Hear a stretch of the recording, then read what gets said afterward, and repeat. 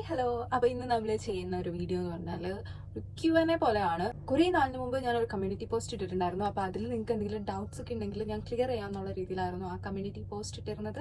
അപ്പോൾ അതിന് ഉള്ള ആൻസർ പോലെയാണ്. എല്ലാ വീഡിയോസിലും റാൻഡം ആയിട്ട് വരുന്ന കുറച്ച് ക്വസ്റ്റ്യൻസ് ഉണ്ട്. അപ്പോൾ അതിനും ഒരു മറുപടി എന്നുള്ള രീതിയിലാണ് ഈ വീഡിയോ ചെയ്യുന്നത്. സോ നിങ്ങൾ ഈ വീഡിയോ ആദ്യമായിട്ട് കാണുകയാണെങ്കിൽ എൻ്റെ ചാനൽ എന്തായാലും ചെക്കൗട്ട് ചെയ്ത് നോക്കുക. നിങ്ങളൊരു നഴ്സിംഗ് പ്രൊഫഷണൽ ആണ് അല്ലെങ്കിൽ നഴ്സിംഗ് പഠിക്കുന്ന കുട്ടികളാണെങ്കിൽ നിങ്ങൾക്ക് ഹെൽപ്പ് ചെയ്യുന്ന ഒരുപാട് വീഡിയോസ് ഈ ചാനലിലുണ്ട്. അപ്പോൾ ഒന്ന് ചെക്ക് ചെയ്ത് നോക്കാൻ മറക്കണ്ട. എൻ്റെ പേര് Aswathy Zacharia. Welcome to my YouTube channel. First ഞാൻ ആൻസർ ചെയ്യാൻ പോകുന്ന ക്വസ്റ്റ്യൻ എന്ന് പറഞ്ഞാൽ കേരളത്തിൽ പഠിച്ച വാല്യൂ ഉണ്ടാവുമോ?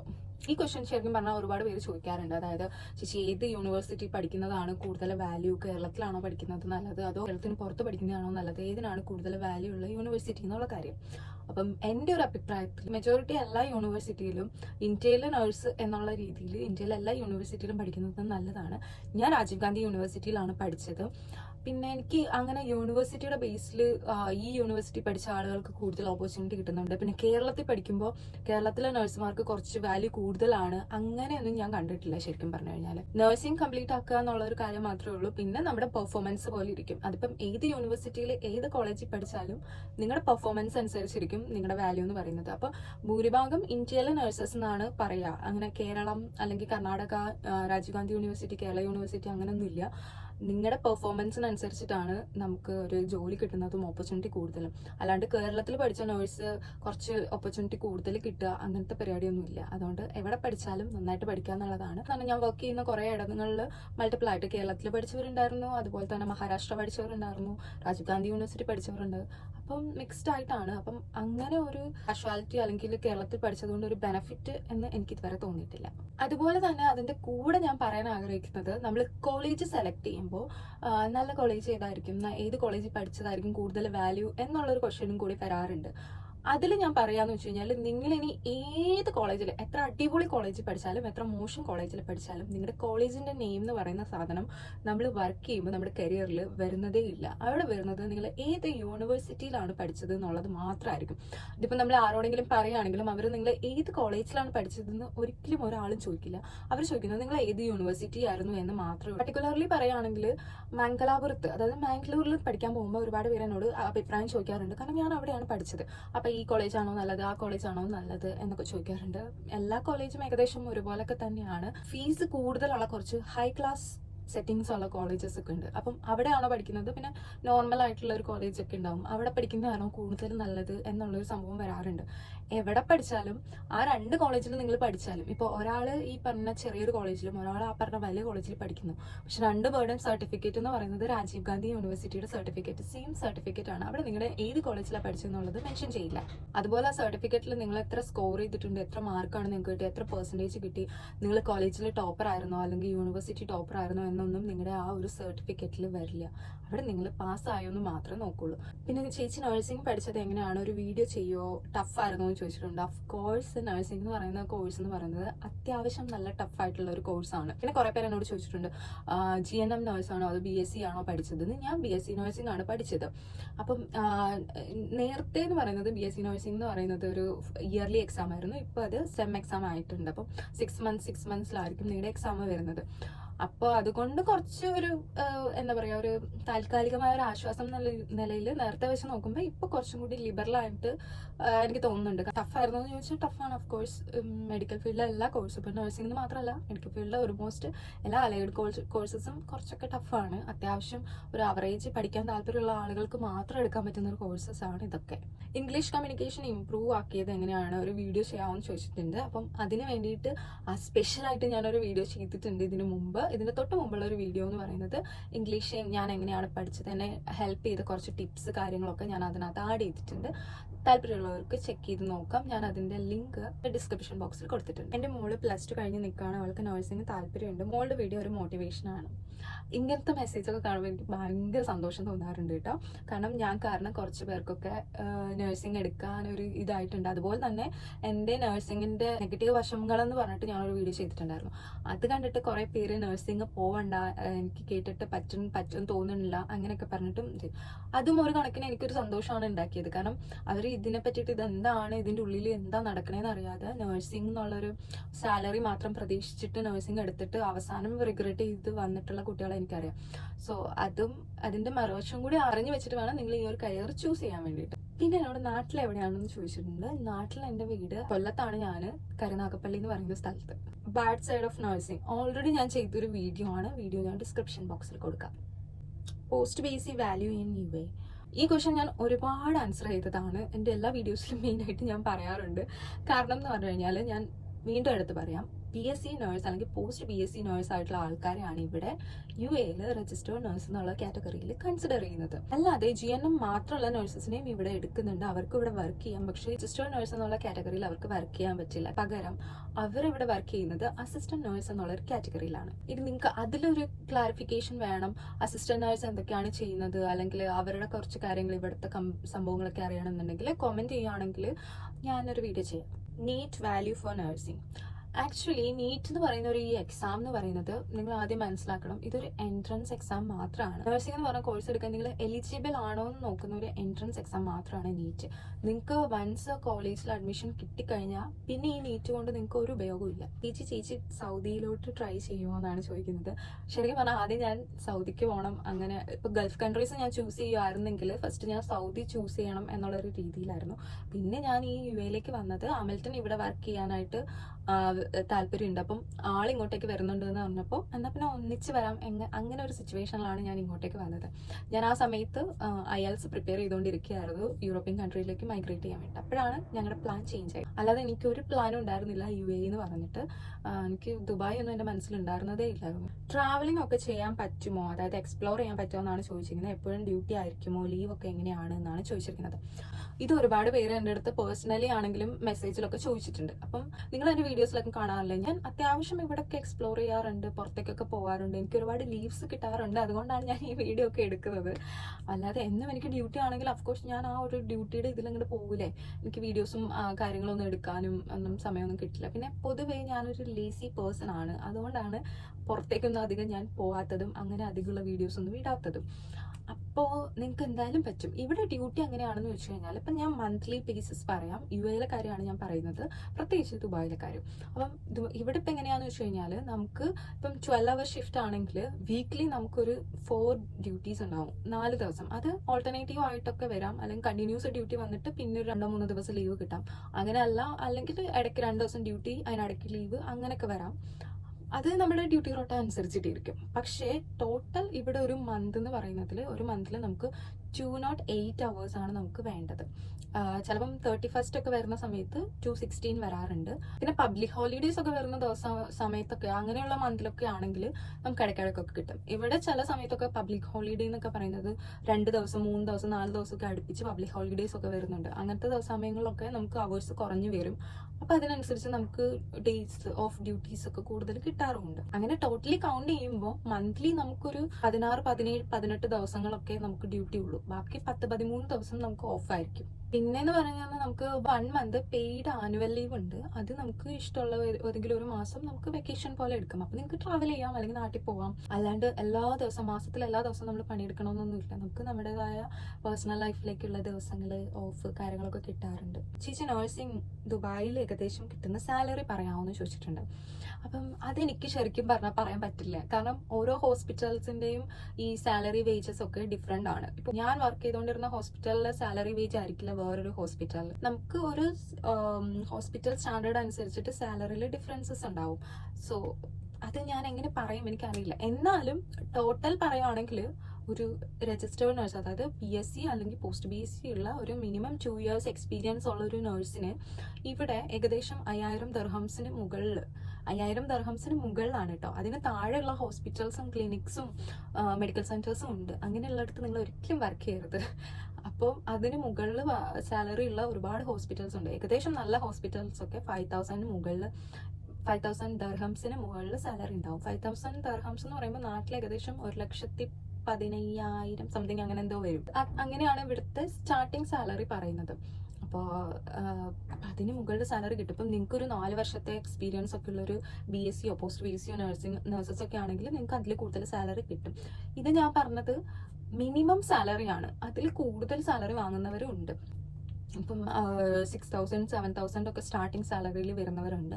നാട്ടിൽ ഒരു 2 വർഷത്തെ എക്സ്പീരിയൻസിൽ നിങ്ങൾ ഇവിടെ സ്റ്റാർട്ട് ചെയ്തു, ഇവിടുത്തെ ഒരു 2 വർഷത്തെ എക്സ്പീരിയൻസ് ഉണ്ടെങ്കിൽ പിന്നെ നിങ്ങൾ മൈഗ്രേറ്റ് ചെയ്യുമ്പോൾ നിങ്ങൾക്ക് നല്ലൊരു എമൗണ്ട് സാലറി ഉണ്ടാവും. ഏകദേശം നാട്ടിലെ 2 ലക്ഷത്തിനടുത്തൊക്കെ സാലറി ഇവിടുത്തെ ഹോസ്പിറ്റൽസ് പ്രൊവൈഡ് ചെയ്യുന്നുണ്ട്. ഇവിടുത്തെ എക്സ്പീരിയൻസ് ഉണ്ടെങ്കിൽ നമുക്ക് അടിപൊളി സാലറി കിട്ടും. എന്തൊക്കെ ലാംഗ്വേജ് വേണം ദുബായിൽ വർക്ക് ചെയ്യാൻ? നിങ്ങൾക്ക് ഇംഗ്ലീഷ് മാത്രം അറിഞ്ഞാൽ മതി. അതിലും ഇംഗ്ലീഷ് പ്രൊഫഷൻസി ഉള്ള കോഴ്സസും കാര്യങ്ങളും ഒന്നും എക്സാംസും ഒന്നും എഴുതൊന്നും വേണ്ട. നിങ്ങൾക്ക് മിനിമം കമ്മ്യൂണിക്കേഷൻ സ്കിൽ ഇംഗ്ലീഷിലുണ്ടെങ്കിൽ നിങ്ങൾക്ക് ഇവിടെ വർക്ക് ചെയ്യാം. നിങ്ങൾക്ക് ഇവിടെ എന്താ പറയുക, അറബിക് ലാംഗ്വേജസും കാര്യങ്ങളും ഒന്നും അറിയണ്ട. മൾട്ടിപ്പിൾ ലാംഗ്വേജസ് ഒക്കെ അറിയുന്നത് നിങ്ങൾക്ക് ഒരു ആഡഡ് അഡ്വാൻറ്റേജസ് ആയിട്ടാണ് കണക്കാക്കുന്നത്. ഇവിടെ IELTS അങ്ങനത്തെ കാര്യങ്ങളൊന്നും നിങ്ങൾക്ക് വേണ്ട. നിങ്ങൾക്ക് DHAയുടെ എക്സാംസ് കാര്യങ്ങൾ മാത്രം മതി. അതായത് ലൈസൻസിനുള്ള നഴ്സായിട്ട് പ്രാക്ടീസ് ചെയ്യാൻ വേണ്ട ലൈസൻസ് എക്സാംസ് മാത്രം മതി. അല്ലാതെ ലാംഗ്വേജ് ടെസ്റ്റും കാര്യങ്ങളൊന്നും നിങ്ങൾക്ക് ഇവിടെ ആവശ്യമില്ല. മിനിമം ഇംഗ്ലീഷ് അറിഞ്ഞാൽ മതി. GNM എത്രയാണ് സ്റ്റാർട്ടിംഗ് സാലറി UAE എന്ന് ചോദിച്ചിട്ടുണ്ട്. ഇപ്പം ഞാൻ ഓൾറെഡി പറഞ്ഞിട്ടുണ്ട്, GNM നഴ്സസിനായിട്ട് അസിസ്റ്റന്റ് നഴ്സാണ് കൺസിഡർ ചെയ്യുന്നത്. സോ അതുകൊണ്ട് തന്നെ രജിസ്റ്റേർഡ് നഴ്സിന്റെ അത്ര സാലറി ഈ പറയുന്ന അസിസ്റ്റന്റ് നഴ്സിന് ഉണ്ടാവില്ല. രജിസ്റ്റേർഡ് നഴ്സിന് ഒരു മിനിമം കിട്ടുന്നത് ഒരു 5,000 ആണെങ്കിൽ അസിസ്റ്റന്റ് നഴ്സിന് ഒരു 4,000 4.5 ഒക്കെ കിട്ടാം. 4,500 ദിർഹം അല്ലെങ്കിൽ 4,000 ഒക്കെയാണ്. പിന്നെ നല്ല ഹോസ്പിറ്റൽസ് ഒക്കെയാണ് നിങ്ങൾ സെലക്ട് ചെയ്യുന്നതെങ്കിൽ നിങ്ങൾക്ക് ഒരു 5,000 5,500 അല്ലെങ്കിൽ 6,000 ഒക്കെ കിട്ടും. എത്ര ഇയർ എക്സ്പീരിയൻസ് ഉണ്ടായിരുന്നു ജോബിന് അപ്ലൈ ചെയ്തപ്പോൾ? ഇപ്പം ദുബായിലേക്ക് ഞാൻ അപ്ലൈ ചെയ്യുമ്പം എനിക്ക് 2.5 അങ്ങനെ എന്തോ മാത്രമേ ഉണ്ടായിരുന്നുള്ളൂ. 2.5 വർഷം, മാക്സിമം 2.5 വർഷത്തെ എക്സ്പീരിയൻസ് മാത്രമേ എനിക്ക് ഉണ്ടായിരുന്നുള്ളൂ. മാരീഡ് ആണോ ഫാമിലി ആയിട്ടാണോ ഇവിടെ നിൽക്കുന്നതെന്ന് ചോദിച്ചിട്ടുണ്ട്. ഞാൻ റീസെന്റ് ആണ് മാരീഡ് ആയത്. അപ്പം മാരീഡ് ആയിട്ട് ഒരു 5 മാസമായിട്ടേ ഉള്ളൂ. ഞാൻ ഇങ്ങോട്ട് വന്നപ്പോൾ ഞങ്ങൾ മാരീഡ് ആയിരുന്നില്ല. ഇവിടെ വന്ന ശേഷം പിന്നെ നാട്ടിൽ പോയിട്ടാണ് ഞാൻ കല്യാണം കഴിച്ചിട്ട് റീസെന്റ് വന്നത്. അപ്പം ഫാമിലി ആയിട്ടാണോ എന്ന് ചോദിച്ചാൽ നേരത്തെ ഞങ്ങൾ ഫാമിലി ആയില്ലായിരുന്നു. ഇപ്പോൾ ഫാമിലിയാണ്, ഞാനും എൻ്റെ ഹസ്ബൻഡും.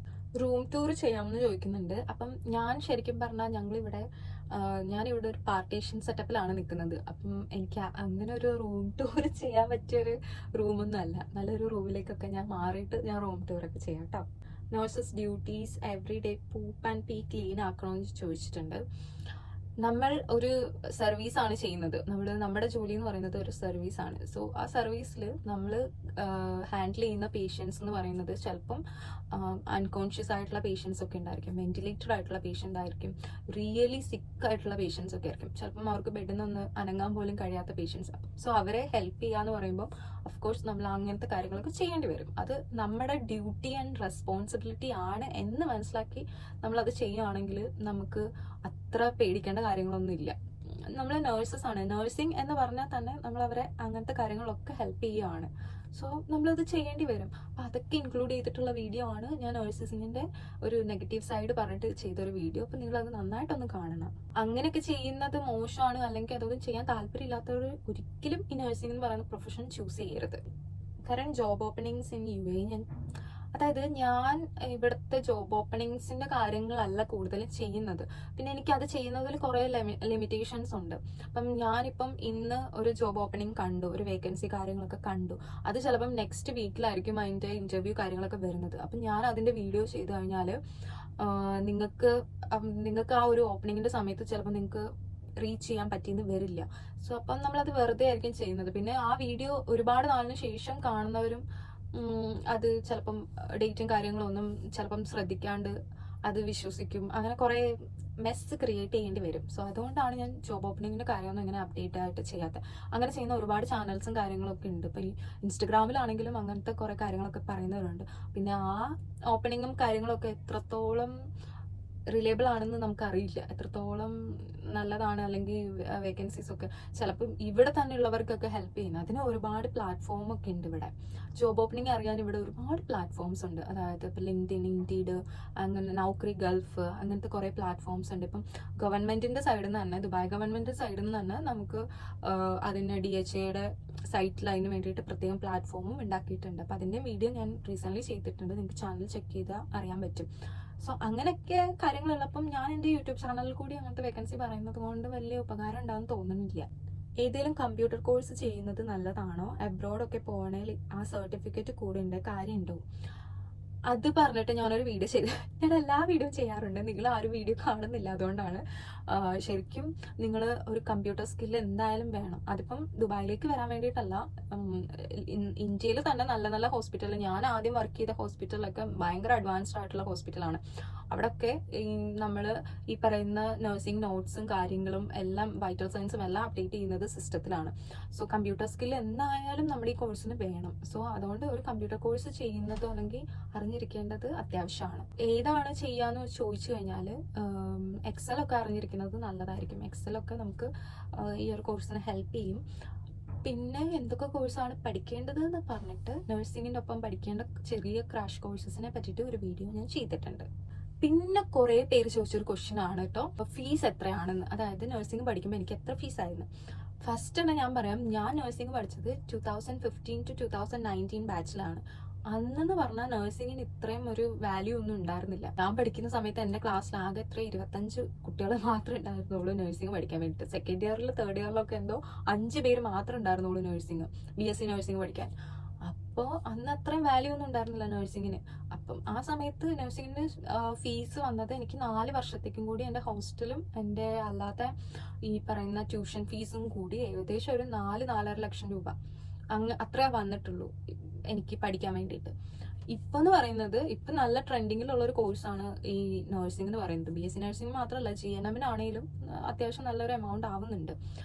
സ്പെഷ്യലി BSc നഴ്സിംഗിന് ഇപ്പം സ്റ്റാർട്ടിങ്, ഇപ്പം ചെറിയൊരു കോളേജ് ആണെങ്കിൽ പോലും അതിന് സ്റ്റാർട്ടിങ് ചോദിക്കുന്നത് 6 lakh അല്ലെങ്കിൽ 7 lakh, അവിടുന്ന് 10-11 ലക്ഷം വരെ ആവാറുണ്ട്. കോളേജിൻ്റെ ഒരു റെപ്യൂട്ടേഷൻ അനുസരിച്ചിട്ട് ഫീസ് മാറിപ്പോവാം.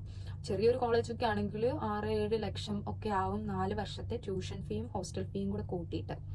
അപ്പം ഞാൻ പഠിച്ച സമയത്ത് എത്ര രൂപയാണെന്ന് അറിഞ്ഞിട്ട് നിങ്ങൾക്ക് വലിയ കാര്യമൊന്നുമില്ല. ആ സമയത്ത് ഫീസല്ല ഇപ്പോൾ. പിന്നെ ഒരു കുട്ടി കംപ്ലൈൻറ്റ് പറഞ്ഞിട്ടുണ്ട്, I asked several times no reply from your side എന്ന് പറഞ്ഞിട്ട്. മെജോറിറ്റി നിങ്ങൾ ചോദിക്കുന്ന ക്വസ്റ്റ്യൻസ് ഞാൻ പറഞ്ഞ വീഡിയോസിലുള്ള കാര്യങ്ങളൊക്കെ ആയിരിക്കും. ഞാനത് നോട്ട് ചെയ്തിട്ടുണ്ട്. ഞാൻ പറഞ്ഞ കാര്യങ്ങൾ തന്നെ റിപ്പീറ്റ് ചെയ്തിട്ട് മേ ബി നിങ്ങൾ ആ വീഡിയോ കംപ്ലീറ്റ് കണ്ടിട്ടുണ്ടാവില്ല. അല്ലെങ്കിൽ എനിക്ക് അറിഞ്ഞൂടെ, ചിലപ്പോൾ നിങ്ങൾക്ക് അത് മനസ്സിലാവാത്തത് കൊണ്ടാണോ എന്ന്. ഞാൻ ക്ലിയർ ആയിട്ട് പറഞ്ഞ കാര്യങ്ങൾ പോലും കമൻറ്റ് ബോക്സിൽ വന്നിട്ട് ചോദിച്ചിട്ടുണ്ട്. അപ്പം അങ്ങനെ വരുന്ന സിറ്റുവേഷൻസിലൊക്കെ ആയിരിക്കും മെയിനായിട്ട് ഞാൻ ആൻസർ തരാതിരിക്കുന്നത്. അല്ലെങ്കിൽ പിന്നെ എനിക്ക് നിങ്ങൾ ചോദിച്ച ക്വസ്റ്റ്യന് ആൻസർ അറിയില്ല, അങ്ങനത്തെ സിറ്റുവേഷനിലായിരിക്കും ഞാൻ അങ്ങനെ ഇഗ്നോർ ചെയ്ത് വിടുന്നത്. കാരണം എനിക്ക് അറിയാത്ത കാര്യം ഞാൻ എന്താ പറയുക, അങ്ങനത്തെ ഒക്കെ കാര്യങ്ങളായിരിക്കും ഞാൻ നോ റിപ്ലൈ ആയിട്ടിരിക്കുന്നത്. സോ എന്തായാലും അത് നിങ്ങളൊന്ന് കൺസിഡർ ചെയ്യുക. ഇൻ കേസ് ഞാൻ റിപ്ലൈ തന്നിട്ടില്ലെങ്കിൽ ഒന്നെങ്കിൽ ഞാൻ അതിൻ്റെ ആൻസർ എൻ്റെ വീഡിയോയിൽ ഞാൻ പറഞ്ഞിട്ടുണ്ടാവും, അല്ലെങ്കിൽ എനിക്ക് ആ ആൻസർ അറിയില്ല എന്ന് നിങ്ങൾ വിചാരിക്കണം കേട്ടോ. പിന്നെ എൻ്റെ ലവ് സ്റ്റോറി ചോദിച്ചിട്ടുണ്ട്. അതൊരു പേഴ്സണൽ ക്വസ്റ്റ്യൻ ആണ്. ലവ് സ്റ്റോറി പറയുകയാണെങ്കിൽ ഈ വീഡിയോ നീണ്ടു പോകും. ലവ് സ്റ്റോറി നിങ്ങൾക്ക് വേണമെങ്കിൽ വേറെ വീഡിയോ ആയിട്ട് ചെയ്യാം. ആ 3 പേര് ആ കമൻറ്റിൽ ലൈക്ക് ചെയ്തിട്ടുണ്ട്. അപ്പം ഞാൻ വേണമെങ്കിൽ ഒരു ഡീറ്റെയിൽ വീഡിയോ ചെയ്യാം. പിന്നെ അത് കേട്ടിട്ട് നിങ്ങൾക്ക് വലിയ കാര്യമൊന്നുമില്ല, സമയം പോകാൻ വേണ്ടിയിട്ട് വേണമെങ്കിൽ ഞാനൊരു വീഡിയോ ചെയ്യാം കേട്ടോ. പിന്നെ ചേച്ചി വെഡിങ്ങിന് ഏത് ഇവന്റ് മാനേജ്മെന്റിനായിരുന്നു എന്ന് ചോദിക്കുന്നുണ്ടായിരുന്നു. എൻ്റെ വെഡിങ് ഇവന്റ് മാനേജ്മെന്റ് നല്ലൊരു ഇവന്റ് മാനേജ്മെന്റ് ആയിരുന്നു. ഞാൻ അതിൻ്റെ ഒരു ഡീറ്റെയിൽ വീഡിയോ ഞാൻ ചെയ്യുന്നുണ്ട് കേട്ടോ. വെഡിങ്ങിൻ്റെ സമയത്തുള്ള കുറച്ച് കാര്യങ്ങൾ. ഞാൻ എൻ്റെ ആൽബം വരാൻ വേണ്ടി വെയിറ്റ് ചെയ്തുകൊണ്ടിരിക്കുകയാണ്. എൻ്റെ ആൽബം വന്നിട്ട് എനിക്ക് എൻ്റെ ഫോട്ടോഗ്രാഫറിനെ പറ്റി കുറച്ച് കാര്യങ്ങൾ കൂടി പറയാറുണ്ട്. അപ്പം അതെല്ലാം കൂടി ഞാൻ വേറൊരു വീഡിയോ ആയിട്ട് ചെയ്യാം. അപ്പം വേണമെങ്കിൽ ഞാൻ എൻ്റെ ലവ് സ്റ്റോറിയും കൂടി ആഡ് ചെയ്യാം കേട്ടോ അതിനകത്ത്. ചേച്ചി other nursing specialities like aesthetic nursing, dental nursing etcetera scope in UAE video ചെയ്യാമോ? ശരിക്കും അതെനിക്കൊരു വീഡിയോ ചെയ്യണം എന്നുണ്ടായിരുന്നു. പിന്നെ അധികം ആർക്കും വലിയ താല്പര്യമില്ലാത്തൊരു സ്പെഷ്യലൈസിങ് ഏരിയ ആണ് എസ്തെറ്റിക് ആൻഡ് ഡെന്റൽ എന്ന് പറയുന്നത്. പക്ഷേ UAE എസ്പെഷ്യലി UAE അതിന് നല്ല സ്കോപ്പാണ്. ഇപ്പം നമുക്ക് സാധാരണ ഒരു നഴ്സിംഗ് ഏതെങ്കിലും OPD ICU എമർജൻസി OT ഒക്കെ എക്സ്പീരിയൻസ് ഉള്ള നഴ്സസിനേക്കാളും കൂടുതൽ UAE ഏൺ ചെയ്യാൻ പറ്റുന്നത് ഈ പറഞ്ഞ aesthetic nursing and dental nursing ആണ്. ഡെന്റലിന് അത്രയും ഇല്ലെങ്കിലും എസ്തെറ്റിക് നഴ്സിംഗ് എന്ന് പറയുന്ന ഒരു പ്രൊഫഷൻ ഉണ്ടല്ലോ, അതിന് ഇവിടെ നല്ല ഡിമാൻഡാണ്. നിങ്ങൾക്ക് നല്ല എമൗണ്ട് സാലറി നിങ്ങൾക്ക് കിട്ടും. ഇവിടെ എൻ്റെ ഹോസ്പിറ്റലിലുള്ള ഒരു എസ്തെറ്റിക് നഴ്സസിന് കിട്ടുന്ന സാലറി എന്ന് പറയുന്നത്, അതുപോലെ തന്നെ ലേസർ ടെക്നീഷ്യൻസിന് ഇവിടെ നല്ല എമൗണ്ട് സാലറി ഉണ്ട് കേട്ടോ. ലേസർ ടെക്നീഷ്യൻ എസ്തെറ്റിക് ഒക്കെയാണ് ഇവിടെ ഏറ്റവും കൂടുതൽ ബ്രാൻഡ്സ് കൂടുതലുള്ളത്. ഒരുപാട് എസ്തെറ്റിക് ക്ലിനിക്സ് ഒക്കെ ഉണ്ട്. അപ്പം അവിടെ നല്ല സാലറി ഉണ്ട് കേട്ടോ. ഏകദേശം ഇപ്പം ഞാൻ പറഞ്ഞ നോർമൽ നഴ്സിംഗ് സാലറി എന്ന് പറയുന്നത് 5,000-6,000 ഒക്കെ അല്ലേ. പക്ഷേ എസ്തെറ്റിക് എന്ന് വരുമ്പോൾ അവിടെ അതിൻ്റെ ഇരട്ടി സാലറി കിട്ടുന്നത് 10,000-12,000 ഒക്കെ കിട്ടുന്നവരുണ്ട്. അതായത് 12,000 ദിർഹംസ് ആണ് ഞാൻ പറയുന്നത് കേട്ടോ.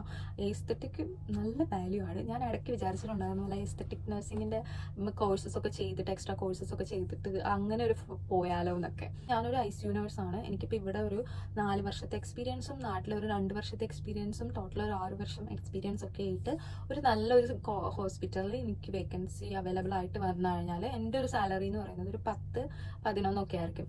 പക്ഷേ ഇത് തന്നെ എസ്തെറ്റിക് നേഴ്സ് ആണെങ്കിൽ അവർക്ക് വെറും 2 വർഷത്തിൽ തന്നെ, അതായത് 2 വർഷത്തെ എക്സ്പീരിയൻസ് ഉള്ള എസ്തെറ്റിക് നഴ്സിന് ആ പറഞ്ഞ 11 13-14 ഒക്കെ കിട്ടും. പിന്നെ ഈ എസ്തെറ്റിക് നഴ്സ് ആവാൻ വേണ്ടിയിട്ട് രജിസ്റ്റേർഡ് നഴ്സ് ആയിരിക്കണം. അതിൻ്റെ ഒപ്പം തന്നെ നമുക്ക് എസ്തെറ്റിക്കിൻ്റെ കോഴ്സസും കൂടി പഠിക്കാം. ഇനിയിപ്പോൾ നിങ്ങൾ GNM നഴ്സ് ആണെങ്കിലും നിങ്ങൾക്ക് എസ്തെറ്റിക്കിൻ്റെ ഒരു കോഴ്സും കാര്യങ്ങളൊക്കെ പഠിക്കുവാണെങ്കിൽ അതിനും നിങ്ങൾക്ക് എസ്തെറ്റിക് നഴ്സ് എന്നുള്ളൊരു ഡെസിഗ്നേഷനിൽ വർക്ക് ചെയ്യാം. ഇത്ര സാലറിയും കിട്ടും. ചേച്ചി ഞാനിപ്പോൾ BSc നഴ്സിംഗ് കഴിഞ്ഞു. എനിക്ക് 1 ഇയർ എക്സ്പീരിയൻസ് എടുത്തിട്ട് അറബ് കൺട്രിയിൽ നോക്കാനാണ്. സേവിങ്സ് ഒക്കെ ചെയ്യാൻ പറ്റിയ ഒരു ബെസ്റ്റ് പ്ലേസ് സജസ്റ്റ് ചെയ്യാവുന്നു. സേവിങ്സ് ആണ് നിങ്ങൾ നോക്കുന്നത് അറബ് കൺട്രി ആണെങ്കിൽ നിങ്ങൾ നേരെ സൗദിയിലേക്ക് വിട്ടോ. കാരണം പൈസ ഏൺ ചെയ്യാൻ അല്ലെങ്കിൽ സേവിങ്സ് നിങ്ങൾ നോക്കുകയാണെങ്കിൽ സൗദിയാണ് ബെസ്റ്റ്. നിങ്ങൾക്ക് നന്നായിട്ട് സാലറി സേവ് ചെയ്യാൻ പറ്റും. കാരണം സൗദിയിൽ ബാക്കിയുള്ള ഗൾഫ് കൺട്രീസിനെ അപേക്ഷിച്ച് സൗദിയിൽ നിങ്ങൾക്ക് ഫുഡ് ആൻഡ് അക്കോമഡേഷൻ ഫ്രീ ആണ്. പിന്നെ നിങ്ങൾക്ക് കിട്ടുന്ന സാലറി എന്ന് പറഞ്ഞത് നിങ്ങളുടെ സേവിങ്സ് ആയിട്ട് നിങ്ങൾക്ക് യൂസ് ചെയ്യാം. ഇവിടെയൊക്കെ ആണെങ്കിൽ നിങ്ങൾക്ക് അക്കോമഡേഷൻ നിങ്ങളുടെ കയ്യിൽ നിന്ന് നിങ്ങൾക്ക് കിട്ടുന്ന സാലറിയിൽ നിന്ന് പോവും, ഫുഡിന് നിങ്ങൾക്ക് കിട്ടുന്ന സാലറിയിൽ നിന്ന് പോവും, ട്രാവൽ എക്സ്പെൻസസ് നിങ്ങളുടെ കിട്ടുന്ന സാലറിയിൽ നിന്ന് പോവും. അപ്പോൾ ഇങ്ങനത്തെ കാര്യങ്ങളൊക്കെ നിങ്ങളുടെ സാലറിയിൽ നിന്ന് പോയിട്ട് ബാക്കിയുണ്ടാകുന്ന കാര്യം മാത്രമേ നിങ്ങൾക്ക് സേവ് ചെയ്യാൻ പറ്റുള്ളൂ. പക്ഷെ അവിടെ സൗദി എന്ന് പറഞ്ഞു കഴിഞ്ഞാൽ നിങ്ങൾക്ക് കിട്ടുന്ന സാലറി മൊത്തം നിങ്ങൾക്ക് സേവ് ചെയ്യാൻ പറ്റും. നിങ്ങൾക്ക് അക്കോമഡേഷനും ഫുഡിനൊന്നും നിങ്ങൾ പൈസ കൊടുക്കേണ്ട ആവശ്യമില്ല. സോ അങ്ങനെ വിചാരിച്ച് നഴ്സിംഗ് നിൽക്കുന്നവരാണെങ്കിൽ 1 ഇയർ എക്സ്പീരിയൻസ് മതി കേട്ടോ സൗദിയിലൊക്കെ ജോലി കിട്ടാൻ വേണ്ടിയിട്ട്. എക്സ്പീരിയൻസ് മസ്റ്റാണ്. അത് അറ്റ്ലീസ്റ്റ് 1 ഇയർ മതി നിങ്ങൾക്ക് കിട്ടാൻ. പിന്നെ ഒരുപാട് എക്സ്പീരിയൻസ് ഉള്ളവരാണെങ്കിലും സൗദിയിലൊക്കെ നല്ല സാലറി കിട്ടും. എവിടെയാണെങ്കിലും അതിപ്പോൾ നിങ്ങൾ ലോകത്ത് എവിടെ പോയാലും എക്സ്പീരിയൻസിൻ്റെ ബേസ്ഡ് ആയിരിക്കും നിങ്ങളുടെ സാലറി. ഇപ്പം ഞാനും വേറൊരു കുട്ടിയും ഞങ്ങൾ 2 പേരും ഒരു ഹോസ്പിറ്റലിൽ വർക്ക് ചെയ്യാൻ പോവുകയാണെങ്കിലും എൻ്റെ സാലറിയും ആ കുട്ടിയുടെ സാലറിയും ഡിഫറെൻ്റ് ആയിരിക്കും. എന്ന് വെച്ച് കഴിഞ്ഞാൽ എൻ്റെ എക്സ്പീരിയൻസ് അവരുടെ എക്സ്പീരിയൻസ് തമ്മിലുള്ള ഡിഫറൻസസ് അനുസരിച്ചായിരിക്കും സാലറി. ഹായ് ചേച്ചി, എനിക്ക് നേഴ്സ് ആവാൻ നല്ല താല്പര്യമുണ്ട്. എനിക്ക് GNM എടുക്കണമെന്നുണ്ട് ഈ ഇയർ. GNM പഠിച്ചാൽ നാട്ടിൽ ജോബ് കിട്ടുമോ? GNM നാട്ടിൽ ജോലി ചെയ്താൽ വാല്യൂ ഇല്ല എന്ന് എല്ലാവരും പറയുന്നു. BSc ആയിരുന്നു വാല്യൂ എന്ന്. പട്ടിപ്പണി എടുപ്പിക്കുമെന്നാ പറയുന്നത്. പ്ലീസ് റിപ്ലൈ തരണേ ചേച്ചി. അത് ശരിക്കും ഒരു തെറ്റിദ്ധാരണയാണ് എൻ്റെ ഒരു അറിവിൽ. എനിക്ക് കേരളത്തിൽ എങ്ങനെയാണെന്ന് എനിക്കറിയില്ല, സോറി. ഇനിയിപ്പം ഇവർ കേരളത്തിലെ കാരണം ഞാൻ സത്യം പറയട്ടെ, എനിക്ക് കേരളത്തിലെ നഴ്സായിട്ട് വർക്ക് ചെയ്യാനൊട്ടും താല്പര്യമില്ല. ഞാൻ പറയുന്ന ഒരു കാര്യമാണ്, എനിക്കിനി ജോലി കിട്ടിയില്ലെങ്കിലും ഞാൻ നാട്ടിൽ, അതായത് നമ്മുടെ കേരളത്തിലെ ഒരു ഹോസ്പിറ്റലിൽ ഞാൻ വർക്ക് ചെയ്യില്ല എന്ന്. കാരണം ഞാൻ കുറേ കണ്ടിട്ടുണ്ട് നമ്മുടെ നാട്ടിൽ, അതായത് എസ്പെഷ്യലി കേരളത്തിൽ നമുക്ക് നഴ്സസിന് അധികം വിലയും തരാറില്ല, അധികം സാലറിയും കിട്ടാറില്ല. പക്ഷേ ഔട്ട് ഓഫ് കേരള പോകുമ്പോൾ, പ്രത്യേകിച്ച് നോർത്ത് സൈഡിലേക്കൊക്കെ പോവുകയാണെങ്കിൽ, ഞാൻ അവിടെയാണ് വർക്ക് ചെയ്തിരുന്നത്, എൻ്റെ കരിയർ സ്റ്റാർട്ട് ചെയ്തത്. അവിടെയൊക്കെ നമുക്ക് നല്ല വാല്യൂ കിട്ടാറുണ്ട്. നമുക്ക് പേഷ്യൻസിൻ്റെ സൈഡിൽ നിന്നാണെങ്കിലും ഡോക്ടേഴ്സിൻ്റെ സൈഡിൽ നിന്നാണെങ്കിലും നമുക്ക് അത്യാവശ്യം നഴ്സിങ്ങിന് കിട്ടേണ്ട വാല്യൂ ഒക്കെ കിട്ടാറുണ്ട്. നന്നായിട്ട് പണിയെടുക്കാനുള്ള ഒരു എക്സ്പോഷർ നമുക്ക് കിട്ടാറുണ്ട്. നമുക്ക് സ്വന്തമായിട്ട് അഭിപ്രായങ്ങൾ പറയാനുള്ള ചാൻസസും കാര്യങ്ങളും കിട്ടാറുണ്ട്. അവരത് വാല്യൂ ചെയ്യാറുമുണ്ട്. ഈവൻ ഡോക്ടേഴ്സൊക്കെ നമ്മുടെ അടുത്ത് വന്ന് ചോദിക്കാറുണ്ട്, അപ്പം ഈ ഒരു കണ്ടീഷനിൽ നിങ്ങൾ എന്താ സജസ്റ്റ് ചെയ്യുന്നതെന്നൊക്കെ നമ്മുടെ ഒരു അഭിപ്രായം അവർ ചോദിക്കാറുണ്ട്. സോ അപ്പാർട്ട് ഫ്രം കേരള, ഇപ്പം നിങ്ങൾ ഈ ചോദിച്ച ക്വസ്റ്റ്യൻസിൽ GNM നേഴ്സ് ആണെങ്കിലും BSc നേഴ്സ് ആണെങ്കിലും ഡിഫറൻസസ് ഒന്നുമില്ല. നേഴ്സ് എന്നുള്ളൊരു കാറ്റഗറി മാത്രമേ ഇന്ത്യയിൽ വരുന്നുള്ളൂ. അല്ലാതെ GNM നേഴ്സ് BScനെക്കാളും താഴെയാണ്, അല്ലെങ്കിൽ അങ്ങനെ ഒരു ക്ലാഷും പിന്നെ ഇവരെ കൊണ്ട് പണിയെടുപ്പിക്കുക അങ്ങനെയൊന്നും ഇല്ല. ഞാൻ വർക്ക് ചെയ്തിരുന്ന ഹോസ്പിറ്റലിൽ നല്ല അടിപൊളി ഹോസ്പിറ്റലായിരുന്നു നാട്ടിൽ ഫസ്റ്റ് ടൈമിൽ. സോ അവിടെ എന്ന് പറയുമ്പോഴത്തേനും ഈ പറയുന്ന എൻ്റെ സീനിയർ ആയിട്ടുള്ളവരൊക്കെ GNM നേഴ്സസ് ആയിരുന്നു. അവരൊക്കെ നമ്മളെക്കാളും നന്നായിട്ട് പണിയെടുക്കുന്നവരുമായിരുന്നു. ഞാൻ അവരുടെ അടുത്താണ് നമ്മൾ കുറേ കാര്യങ്ങളൊക്കെ പഠിക്കുന്നത്. അത് എനിക്ക് അങ്ങനെ ഒരു സംഭവം ഇതുവരെ തോന്നിയിട്ടില്ല. നാട്ടിലെ എൻ്റെ ഒരു 2.5 വർഷത്തെ എക്സ്പീരിയൻസിൽ, അതായത് 2 ഹോസ്പിറ്റലിൽ നിന്നിട്ടുണ്ട്, അവിടെ 2 എനിക്ക് ഈ ഒരു സംഭവം തോന്നിയിട്ടില്ല. അങ്ങനെ ഉണ്ടെന്ന് എനിക്ക് തോന്നുന്നില്ല. പുറത്തേക്കാണെങ്കിൽ ഉണ്ട്. അത് ഈ പറഞ്ഞ നമ്മുടെ ഡെസിഗ്നേഷൻ ഡിഫറെൻ്റ് ആണ്. ഇപ്പം ഇവിടെ ആണെങ്കിൽ GNM നേഴ്സ് എന്ന് പറയുന്നത് അസിസ്റ്റന്റ് നേഴ്സ് ആയിട്ടാണ്, രജിസ്റ്റേർഡ് നേഴ്സ് എന്ന് പറയുന്നത് BSc ആണ്. സോ അതിൻ്റെ ഡിഫറൻസസ് അവർ ഒരു പൊസിഷൻ ചേഞ്ചസ് ഉണ്ടല്ലോ, അത് കാണിക്കാറുണ്ടാവും. പിന്നെ പട്ടിപ്പണി എടുപ്പിക്കുക എന്ന് പറഞ്ഞു കഴിഞ്ഞാൽ എനിക്ക് തോന്നുന്നില്ല. കാരണം അസിസ്റ്റന്റ് നഴ്സിന് ചെയ്യാവുന്ന അവരുടെ റോളും അവരുടെ റെസ്പോൺസിബിലിറ്റിയും ഡിഫറെൻ്റ് ആണ്. BSc നഴ്സിംഗ്, അതായത് രജിസ്റ്റേർഡ് നഴ്സിൻ്റെ റോളും റെസ്പോൺസിബിലിറ്റിയും ഡിഫറെൻ്റ് ആണ്. സോ അങ്ങനെ നിങ്ങൾ വിചാരിക്കേണ്ട, അങ്ങനെയൊന്നും ഇല്ല കേട്ടോ. അതൊക്കെ ആരെങ്കിലും ചിലപ്പോൾ ബുദ്ധിയില്ലാതെ പറയുന്നതായിരിക്കും, അത് നിങ്ങൾ മൈൻഡ് ആക്കണ്ട. ബാക്കി കുറേ ക്വസ്റ്റ്യൻസ് ഒക്കെ ഞാൻ മുമ്പത്തെ എൻ്റെ Q&Aയിലൊക്കെ ഞാൻ റിപ്ലൈ തന്നിട്ടുണ്ട്. പിന്നെ ഒരുപാട് വീഡിയോസ് ഞാൻ ആ ഒരു Q&A കഴിഞ്ഞിട്ട് ഞാൻ ചെയ്തിട്ടുണ്ട്. അതിനൊക്കെയുള്ളൊരു ആൻസർ എന്നുള്ള രീതിയിലാണ്. നിങ്ങൾ ആ വീഡിയോ ഒക്കെ കാണുക. അപ്പം അത്രയൊക്കെ ഉള്ളൂ. ഇനി എന്തെങ്കിലും ഡൗട്ട്സ് ഒക്കെ ഉണ്ടെങ്കിൽ കമൻറ്റ് ബോക്സിൽ മെൻഷൻ ചെയ്യുക. അപ്പം അത്രയൊക്കെ ഉള്ളൂ. ഈ വീഡിയോ നിങ്ങൾക്ക് ഇഷ്ടമായാൽ ലൈക്ക് ചെയ്യുക. നിങ്ങളുടെ ഫ്രണ്ട്സോ ഫാമിലിയിൽ ആരെങ്കിലും നഴ്സസ് ഉണ്ടെങ്കിൽ അവർക്ക് ഷെയർ ചെയ്ത് കൊടുക്കുക. സബ്സ്ക്രൈബ് ചെയ്യുന്ന കാര്യം കൂടി ഒന്ന് പരിഗണിക്കുക. അത്രേ ഉള്ളൂ. ബൈ.